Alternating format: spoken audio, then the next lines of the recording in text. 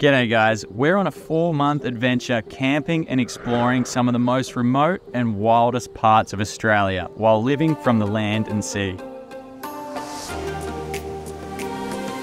clean, home sweet home. Pretty nice, Fran. So beautiful. This is so cool. They're not scared of us. I love this place already. Oh, is there a mullet over there? Oh, it's going for it. Huh. We just spotted this beach from the boat and looks like there's so much debris. So we're gonna have a quick look. But check this out. This is a turtle nest and it's just full of rubbish. One shell. You gonna go up there? What'd you spot? It's a shiny thing. Is it a plastic bottle? Looks very shiny. Yeah. Let's go have a look. Plastic bottle, unfortunately not a glass bubble. Keep looking. Can you guys see it? Little shovel, no. It blends in so well. Oh, called the microplastic here. Crazy. What was your coolest find? I really like this water bottle. Yeah, bloody hell. I've never seen one that shape. I know, and it's big, eh? Yeah. And Ooh. I also found a water bottle from Italy from back during the war time. Looks like it's a perfect one. Nice.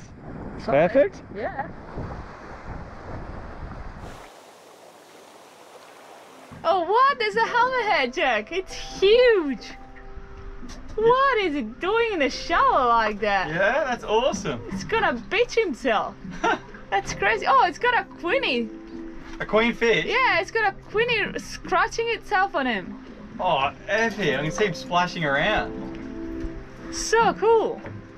So much going on here. We just made it to a new anchorage. Let's go try and catch something for dinner. Looks croaky.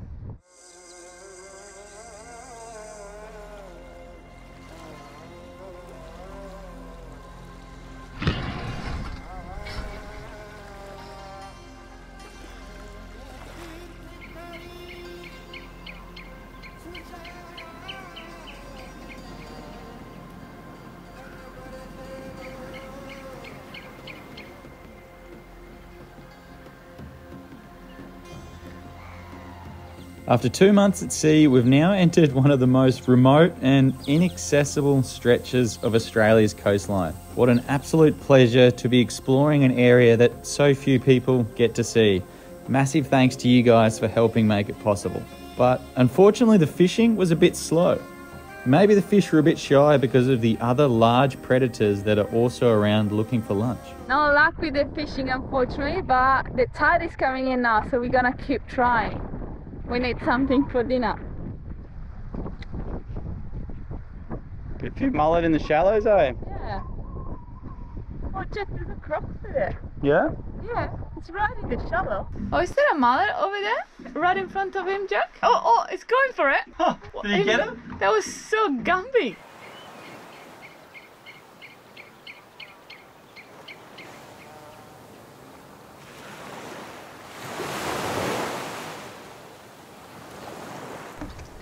Oh, big swells here.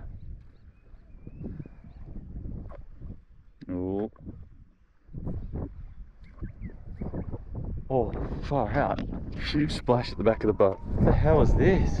So it's either a big shark or a crocodile. Huge splash and it's all stirred up at the back here. Nice work, Fran. Oh, Queenie, hey? Yeah. Nice. We haven't had a queenie yet. No, we haven't. Oh, look at it jumping. It was right on the shore. Look at this rod. That's hard to work with, eh? Alright, I might try to get the net. The net. Quick, the net. We don't have anything for dinner. Woohoo! Yeah. Oh, we've got one, friend. Yes, good work. Not what I was expecting, but we got one. Oh, we got dinner. Yeah.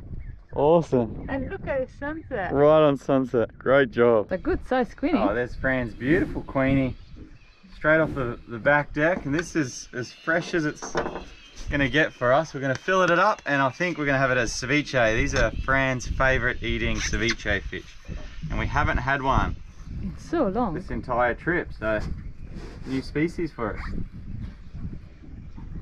How much fun are they to catch, Fran, when they jump yeah. around like crazy? We did see a little cheeky crocodile just over there. We did see So I wonder where he is now. hence why Jack is standing in between the engines. Yeah.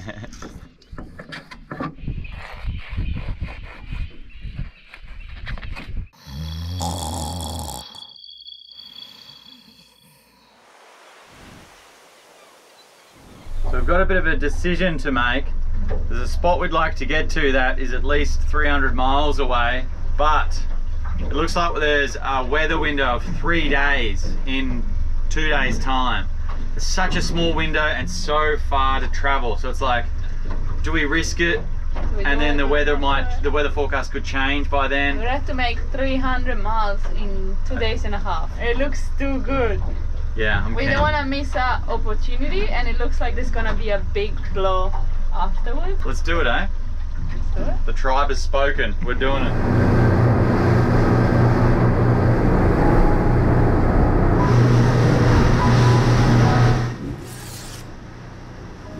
Just gonna have a little leg stretch on this island and then keep going. Ooh, shallow.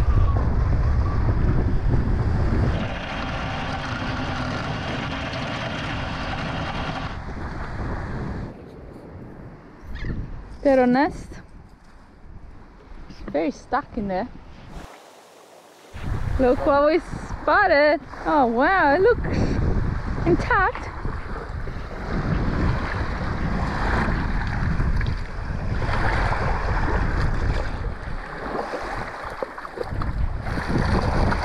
Oh, that's awesome, Very mate. good.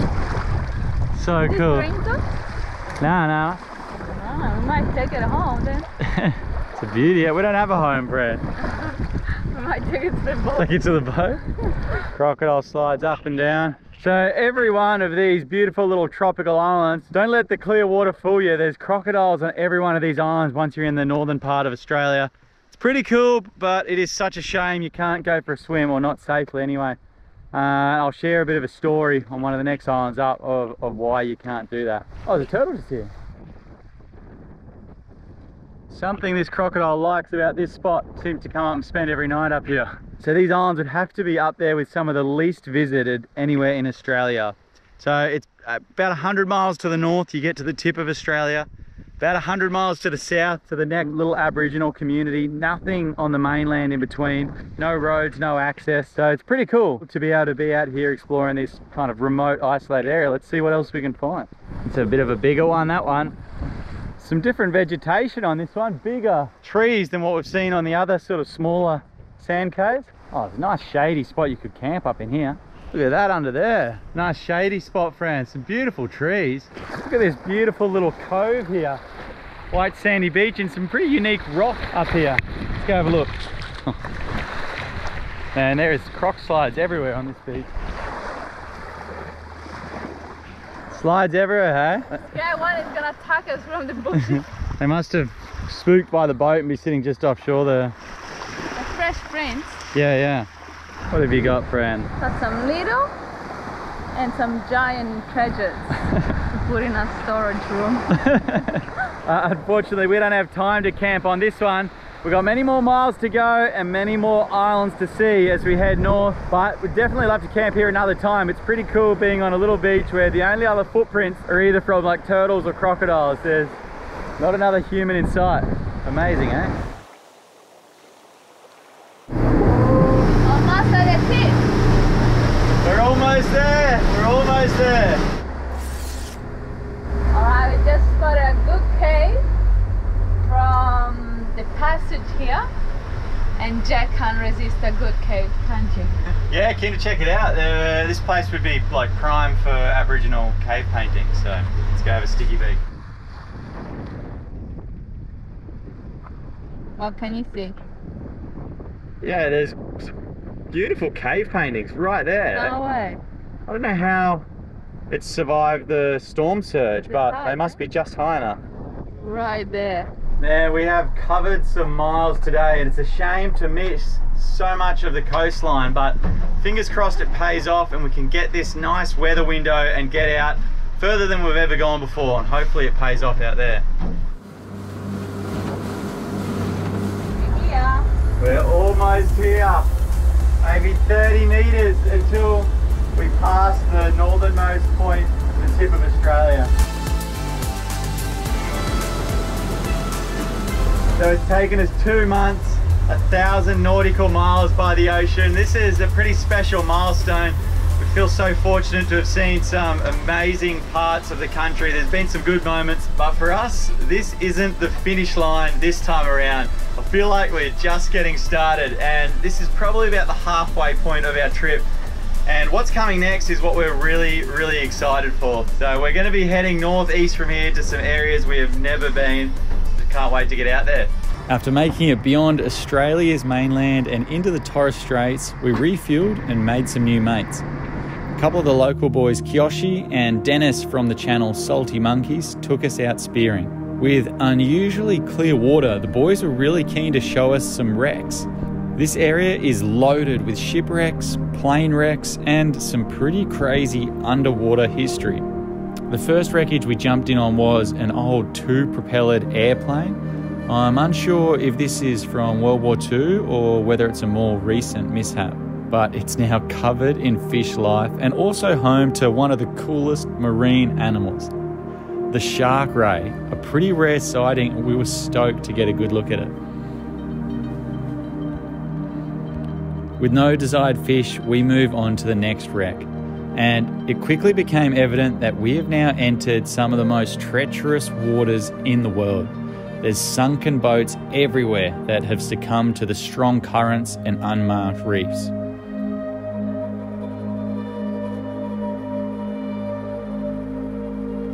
We were tasked with the grocery shopping for the day, so it's time to take some nice fish. I spot a beautiful coral trout and make a dive.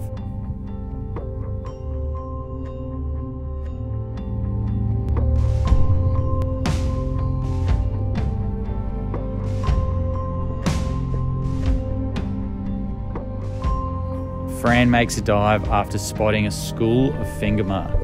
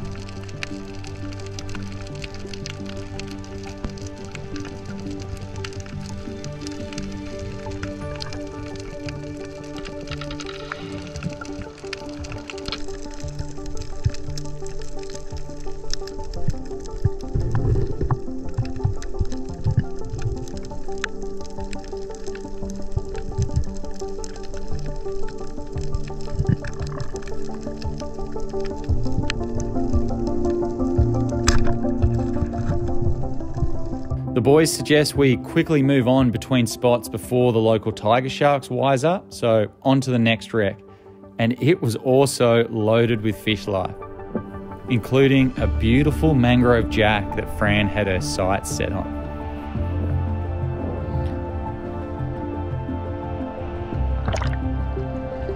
With unusually clean water, we moved in closer to the mangroves, and the tiger sharks seemed to become less of a worry in comparison to the other large snapping reptiles that live around here.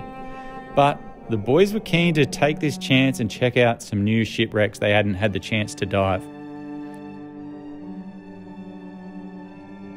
The dark, and dirty water gave these dives an extra eerie feel.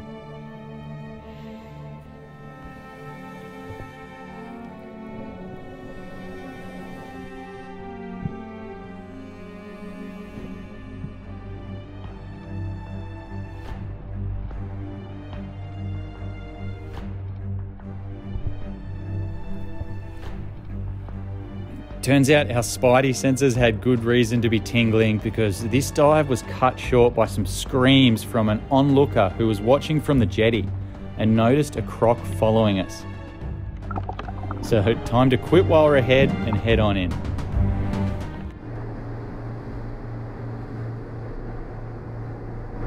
Almost there. Almost there. I'm glad that choppy channel's over. Finally. So clean. Home sweet home. Pretty nice, Fran. So beautiful. So many birds. There's a turtle slide right here where we're about to anchor. Oh, it's a turtle trap. Yeah, turtle trap. Oh. Yeah. Oh.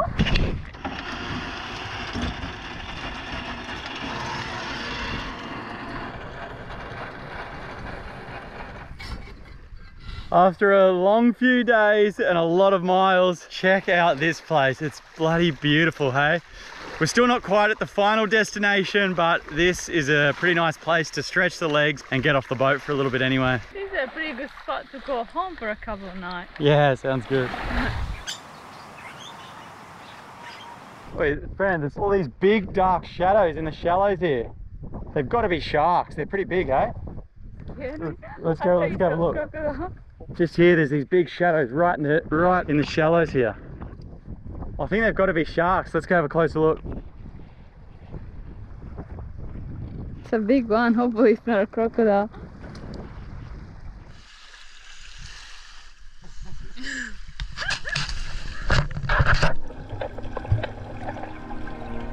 There's one swimming right behind you.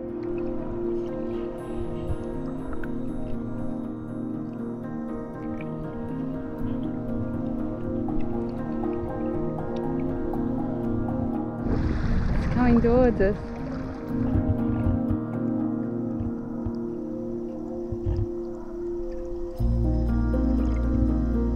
They're turning us sharks. So cool, they're big.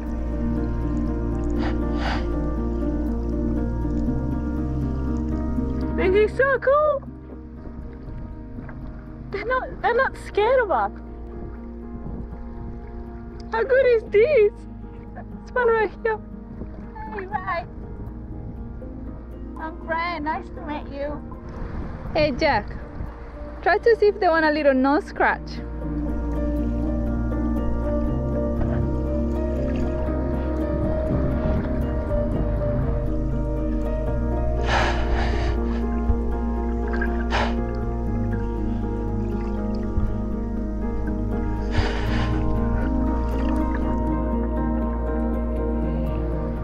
I love this place already. Thank you so much to everyone involved that let us come here and share with the viewers this amazing part of the world. I feel so lucky at the moment. So thank you. This is so cool.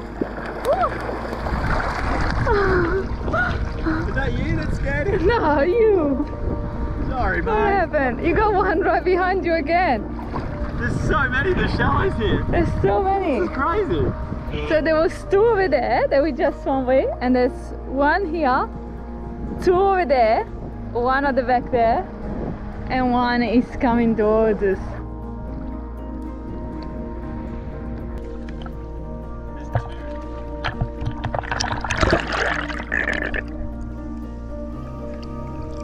So I just realized why there's so many sharks in the shallows there. That's super rare to see. It's because it's mating season. See how there's a few of them coupled up there, and while it looks all so cute and cuddly, when it comes time to get it on, these sharks get really, really rough.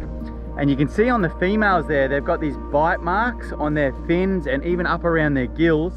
And the bigger males, they're all clean. They've got nothing on them. That's because the males grab a hold of the females by the fins, by the gills, wherever they can get a hold. That's how they get it on. So that big guy in the shallows was trying his luck, whispering some sweet nothings in the ear there, but looked like that poor female was all worn out and gave him the cold shoulder. So then he ventured off and tried his luck with someone else. That's pretty amazing to see, hey? There's so many of them just here in the shallows getting it on. Can you see it? I think I spotted a Nautilus, and it looks very good, in good condition. I saw it from so far away. Wow, this looks perfect. Yay! It's probably the best one I ever found. So perfect. Hey Jack, look what I found. Yeah, it's perfect. It's the best one we found so far. It's like shiny. Yeah. Good find. That looks so fresh. The unfortunate reality is even the most remote isolated islands, the high tide line is just covered in plastic and rubbish. Such a shame. I wonder if there's any island on Earth that isn't like this, because everyone we've seen looks the same on the high tide line. You walked right over it. In amongst the plastic and rubbish, there's a few hidden gems. Beautiful, eh? What is this? Or a grave? What do you think it is? A 5-pit or a grave? A grave? Someone's run aground, hey? Yeah. Woohoo! Jackie's on! What are they? I think they're GTs, but they look like a big school of them. Oh yeah, there's so many. There's heaps of them, eh? Yeah. That's pretty much first cast. I don't imagine this area gets fished too often.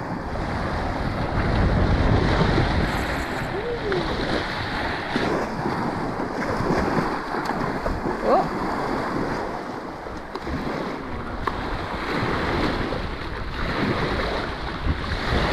I'm gonna have to swim it for a bit.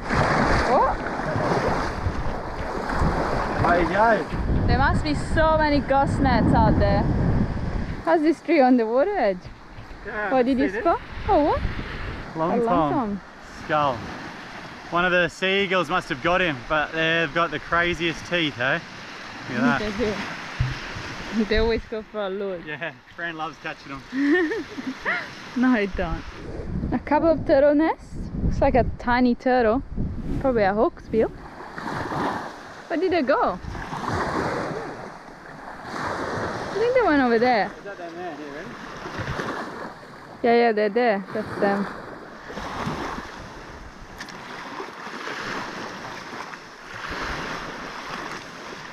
Oh, they're going for it. Get ready. Too fast for them. Oh, the shark. Whoa. Another truck. Just come up here, went up, and then went back this way. Turtle Beach, this one. I know. They love coming up here. Nice and protected for them to lay Really their eggs good up spot. here.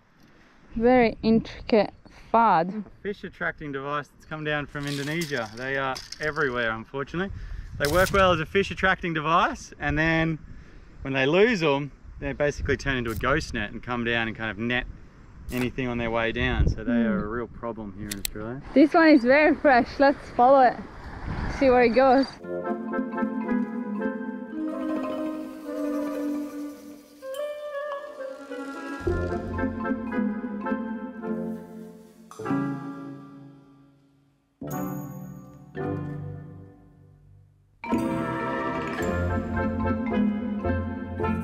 Unfortunately, he didn't find a spot that he liked, so he went back in the water.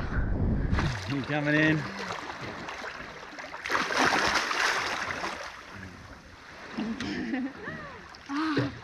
So nice.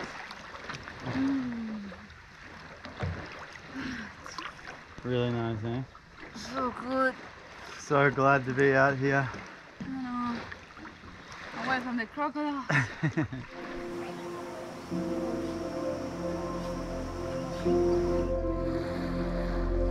Fish for dinner. So nice to be out on these beautiful islands with clear water, and of course what attracts us to these remote isolated places is not the beauty above the water, but it's actually what's beneath the surface. So tomorrow morning we are so keen to put a mask on and check out what's underwater here. It's gonna be good, hey Fran?